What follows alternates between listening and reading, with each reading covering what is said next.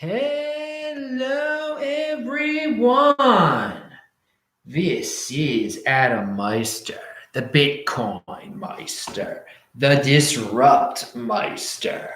Welcome to the One Bitcoin Show. Today is January the 16th, 2020. Strong hand, long-term thinking, having hype.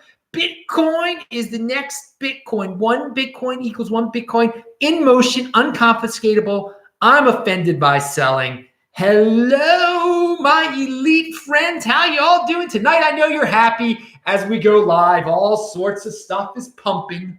The MWC is pumping. The BTC is pumping. Oh, yeah, it's getting close to a magical round number again for you fiat freaks. Everyone, check out all the links below. Tomorrow is This Week in Bitcoin. It will be at 5:15, like the Who song from Quadrophenia, 5:15, an excellent song. It will be 5:15 Baltimore time. We will have Has McCook on from Australia. We will have B Gold Ed from New York. And joining us from Venezuela will be Gabriel. And he's going to give, and everyone loves when Gabriel's on the show. Everyone loves when all those dudes are on the show. They're the best freaking guests in the space. But he's going to give us some petro information, what's really going on in Venezuela. I spoke to Gabriel today, and I was kind of surprised at some of the petro stuff that's going on. You're not exactly hearing everything. So watch tomorrow's show, 5:15 Baltimore time. That's 2:15 in LA and 10:15 in London. But you can remember it easily because the Who song, that's what time it will be on in Baltimore. Web City says, and he does this right. He types in Bitcoinmeister. If you got a question, type in Bitcoinmeister. He says, when in El Paso, do not go to Mexico. I was told it's dangerous in that area. Yet you don't want to go to Juarez. Yeah, El Paso is incredibly safe. Juarez is not so safe. When you're on I-10 coming in on the bus, right when you're getting into downtown El Paso, you see the border. You see the border trucks, the U.S. border guard. A few trucks in a very short space. And then you see Juarez doesn't look as nice as El Paso. But yeah, I know I have no plans to go to Juarez ever in my life until one day, hopefully it'll become a nicer place. But no plans at all to go there. But thank you. And yes, everyone, I'm in beautiful El Paso, Texas, where it actually rained today. It rains very rarely. When I was running, it was raining. It's like the sunniest city in America, apparently. I don't know. Okay, dudes. So you got a little, I hope you're playing this at 2x. If you're not watching this live, you're getting a little Saturday Beyond Bitcoin stuff here. Remember, check out every Saturday Beyond Bitcoin. We'll talk about all sorts of subject matters that go way, way beyond Bitcoin. Now, having hype, it started. People are spreading the word. We're the marketing team, and David Nage, who has been on the show before, and he's not a Bitcoin maximalist to say the least, but he was on the TD Ameritrade network, and he retweeted it so everyone would watch it. And they said, David Nage explains to the female host why, I don't know her name, why Bitcoin's imminent halving and its identification as a global macro hedge could be key to Bitcoin sustaining positive momentum.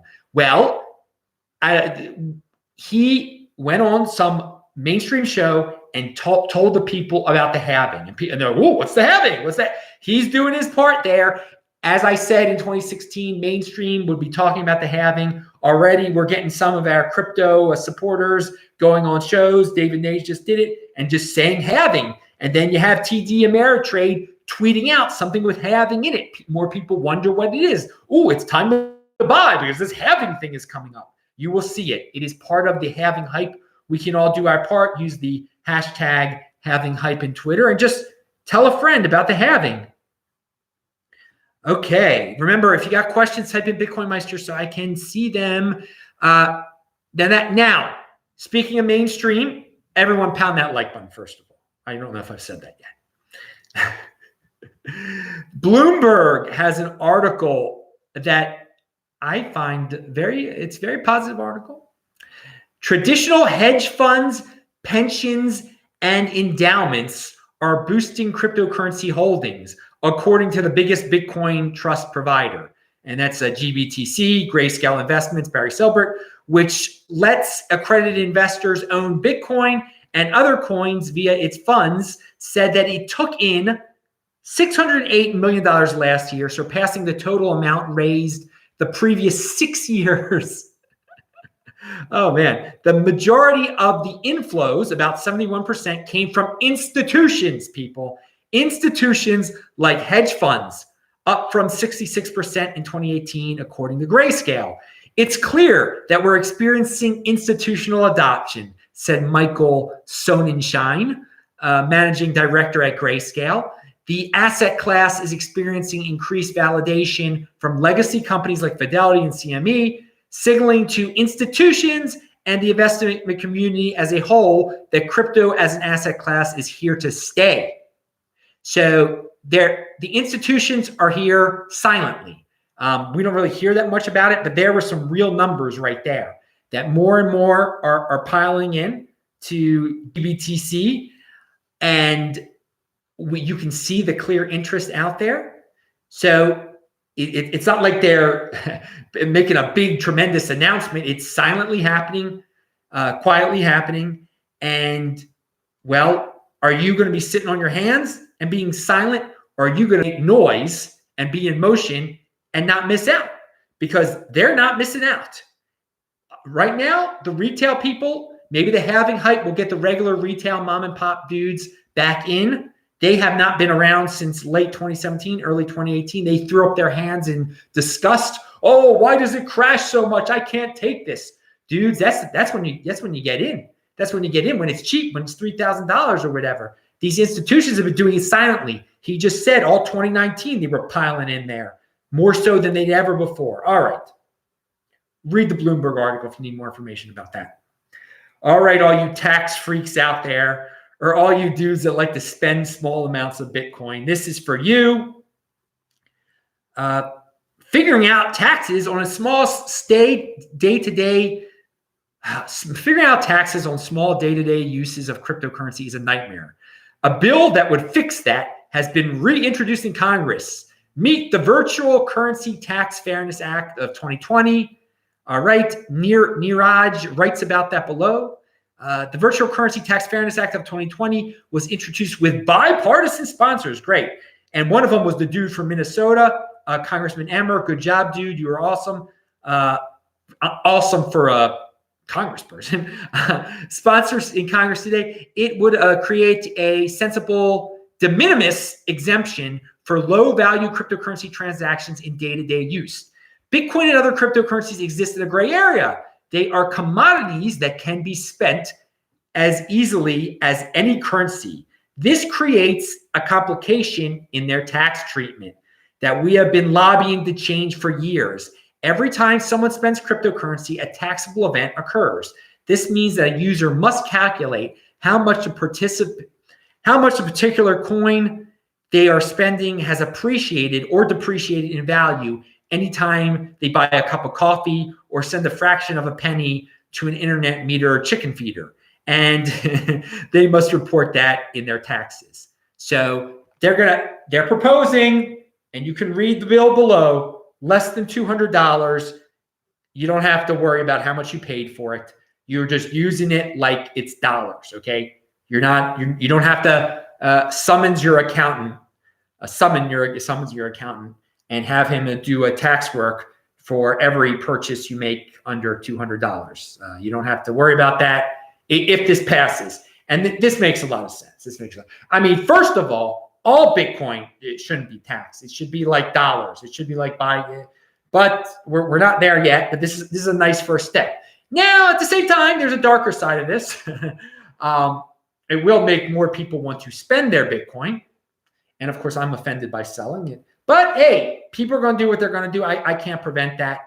I think people should buy and hold 2024, obviously. But if this passes, clearly more people will feel comfortable spending it, because some people are a little scared to spend it because they're worried about the tax, reporting every single purchase they make on their taxes. They're not cool with that. Okay. So read that below. In Canada, the government is making some noise also. First of all, whoa, what just happened there? I just saw Rocky had something in the chat. Oh, there he says, when in El Paso, do not, okay, no, that's Web City. Oh, here he's, Rocky says, out in West Texas town of El Paso, Adam fell in love with a Mexican girl. Well, that is a song. It's called El Paso, right? It's from the 50s. No, I did not. It's a song. He's singing a song. He's got little tunes in there too. Thank you for the comment, Rocky Palumbo. You never know. You never know who I'm going to meet in El Paso. Hope to meet some Bitcoiners. All right. Value your wealth in Bitcoin, not in the lovely ladies of Mexico. I'm sure they're quite lovely. Now, let's continue. Canada. We're talking Mexico. We're talking US. Let's talk Canada. And there are some lovely ladies in Canada too. In wake of Quadriga, this is from Nick Carter. Always good to read Nick Carter every day on his Twitter. Treat it like a blog, as I say. In the wake of Quadriga, Canadian securities regulators are pushing back against custodial exchanges hard. Their new guidance holds that custodial coins are potentially derivatives ripe for future Bitcoin.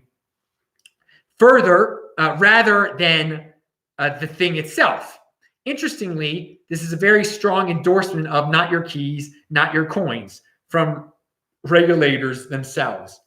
They do caveat that exchanges will not be subject to this if they give users immediate delivery of their coins. This should give U.S. exchanges pause and give proof of reserves some attention.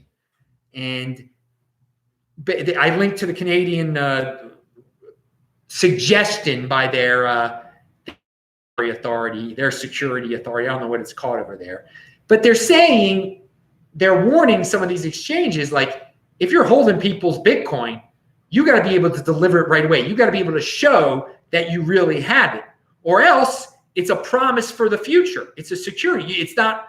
It's not Bitcoin. It's a good point. It's a great endorsement of proof of keys and of proof of reserves. So they've been freaked out by the hack that they had in Canada, and they're getting a little stricter. And well, I don't encourage people to put their Bitcoin on Canadian exchanges, and this will maybe get rid of some of those exchanges. We shall see if this becomes law. I don't know if it is law. It seems like it's just a suggestion. Are they going to make examples of some Canadian exchanges? I don't know. But it does, maybe the Canadian exchanges, they want the Canadian exchanges to be proactive and just have a proof of reserve system where they show, okay, here is the address that your Bitcoin is at. This is yours. We have your private key. It's really here. There it is. It's not a promise that we're going to give it to you in the future. We didn't lend it out to anyone, or we didn't embezzle it. Pound that like button. All right. Global central bank reserve chart. CryptoHWwallet has tweeted out a chart that shows that global central banks are not holding the dollar and the euro as much in terms of percentage as they used to, and other is growing in terms of percentage. And CryptoHWwallet says, let's keep an eye on other. So what is the other that these global central banks are? It's a growing category, percentage-wise, of their total funds. Other is growing. Maybe it's some Bitcoin in there. Maybe, who knows? Is other going to keep on growing? It might, if they're smart. It'd be frick. If I was in charge of their central banks, that's all I would have in my reserves is Bitcoin. Okay. Yeah, it's that freaking awesome. Greetings from New Zealand, Barefoot Barry says. Okay, good. That was really weird. What it looked like in the chat with those musical notes there, man. That's I've never seen that. Those musical notes got my attention, Rocky. Good job. Rocky Palumbo. Use his services. He's freaking awesome. Okay, he's been on the show recently. Check out techvault.com, disruptmeister.com to see all the shows, and you can see Rocky on the shows. What else do we have? Oh, throwback to Bitcoin 4 months before the second halving. This is an awesome chart, people. You should go to it. It moves, this animated chart. The price was declining after going up 200% from the bottom. People were saying the halving was priced in. Here's what happened the following months. And I remember it quite well. I remember 4 months before the 2016 halving, it doubled in price. It started to double in price up to the halving. Look at his chart. For you dudes that weren't around, and that's most of you, hey man, halving hype, spread the word about that chart.